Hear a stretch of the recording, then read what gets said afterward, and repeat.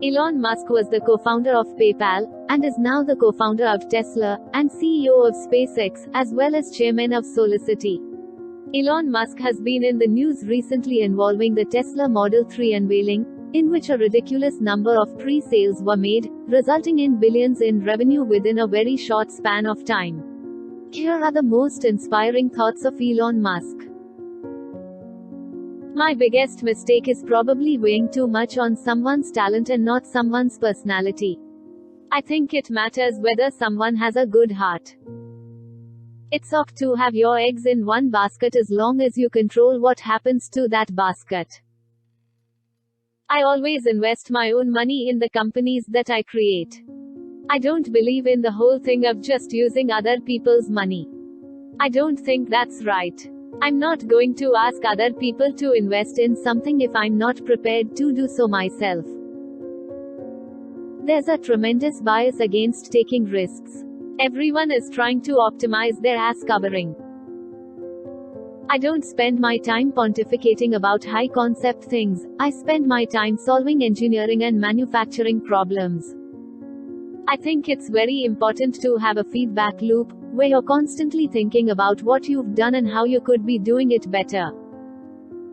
I do think there is a lot of potential if you have a compelling product and people are willing to pay a premium for that. I think that is what Apple has shown. You can buy a much cheaper cell phone or laptop, but Apple's product is so much better than the alternative, and people are willing to pay that premium. I say something, and then it usually happens. Maybe not on schedule, but it usually happens. Persistence is very important. You should not give up unless you are forced to give up. If you're co-founder or CEO, you have to do all kinds of tasks you might not want to do. If you don't do your chores, the company won't succeed. No task is too menial. Some people don't like change, but you need to embrace change if the alternative is disaster. People work better when they know what the goal is and why. It is important that people look forward to coming to work in the morning and enjoy working. Brand is just a perception, and perception will match reality over time. Sometimes it will be ahead, other times it will be behind. But brand is simply a collective impression some have about a product. A company is a group organized to create a product or service, and it is only as good as its people and how excited they are about creating. I do want to recognize a ton of super talented people. I just happen to be the face of the companies. When something is important enough, you do it even if the odds are not in your favor. The path to the CEO's office should not be through the CFO's office, and it should not be through the marketing department. It needs to be through engineering and design. It is a mistake to hire huge numbers of people to get a complicated job done. Numbers will never compensate for talent in getting the right answer. Two people who don't know something or know better than one will tend to slow down progress, and will make the task incredibly expensive. Failure is an option here. If things are not failing, you are not innovating enough. I don't think it's a good idea to plan to sell a company. You shouldn't do things differently just because they're different. They need to be better. When somebody has a breakthrough innovation, it is really one little thing. Very rarely is it one little thing. It's usually a whole bunch of things that collectively amount to a huge innovation. I think most of the important stuff on the internet has been built. There will be continued innovation, for sure, but the great problems of the internet have essentially been solved. When Henry Ford made cheap, reliable cars, people said, "Nah, what's wrong with a horse?" That was a huge bet he made, and it worked. If you're trying to create a company, it's like baking a cake. You have to have all the ingredients in the right proportion.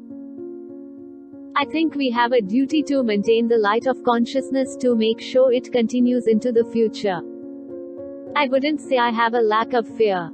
In fact, I'd like my fear emotion to be less because it's very distracting and fries my nervous system. Starting and growing a business is as much about the innovation, drive, and determination of the people behind it as the product they sell. What makes innovative thinking happen? I think it's really a mindset. You have to decide. People should pursue what they're passionate about. That will make them happier than pretty much anything else. I don't believe in process. In fact, when I interview a potential employee and he or she says that it's all about the process, I see that as a bad sign. The problem is that at a lot of big companies, process becomes a substitute for thinking. You're encouraged to behave like a little gear in a complex machine. Frankly, it allows you to keep people who aren't that smart, who aren't that creative. Being an entrepreneur is like eating glass and staring into the abyss of death. If you get up in the morning and think the future is going to be better, it is a bright day. Otherwise, it's not. Really pay attention to negative feedback and solicit it, particularly from friends. Hardly anyone does that, and it's incredibly helpful. I don't create companies for the sake of creating companies, but to get things done.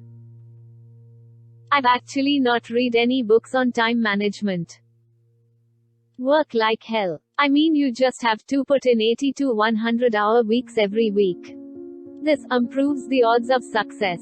If other people are putting in 40-hour work weeks and you're putting in 100-hour work weeks, then even if you're doing the same thing, you know that you will achieve in 4 months what it takes them a year to achieve. Talent is extremely important. It's like a sports team. The team that has the best individual player will often win, but then there's a multiplier from how those players work together and the strategy they employ. The first step is to establish that something is possible, then probability will occur. I'm interested in things that change the world or that affect the future and wondrous, new technology where you see it, and you're like, wow, how did that even happen? How is that possible? There are really two things that have to occur in order for a new technology to be affordable to the mass market. One is you need economies of scale. The other is you need to iterate on the design. You need to go through a few versions. If something has to be designed and invented, and you have to figure out how to ensure that the value of the thing you create is greater than the cost of the inputs, then that is probably my core skill. Don't delude yourself into thinking something's working when it's not, or you're gonna get fixated on a bad solution. As much as possible, avoid hiring MBAs. MBA programs don't teach people how to create companies. Disruptive technology, where you really have a big technology discontinuity, tends to come from new companies. I think the best way to attract venture capital is to try and come up with a demonstration of whatever product or service it is and ideally take that as far as you can. Just see if you can sell that to real customers and start generating some momentum. The further along you can get with that, the more likely you are to get funding. You have to say, well, why did it succeed where others did not? It's very important to like the people you work with, otherwise life and your job is gonna be quite miserable. I would just question things. It would infuriate my parents. That I wouldn't just believe them when they said something cause I'd ask them why. And then I'd consider whether that response made sense given everything else I knew. We have a strict, no assholes policy at SpaceX. I always have optimism, but I'm realistic. It was not with the expectation of great success that I started Tesla or SpaceX. It's just that I thought they were important enough to do anyway. Please like, share, comment and subscribe.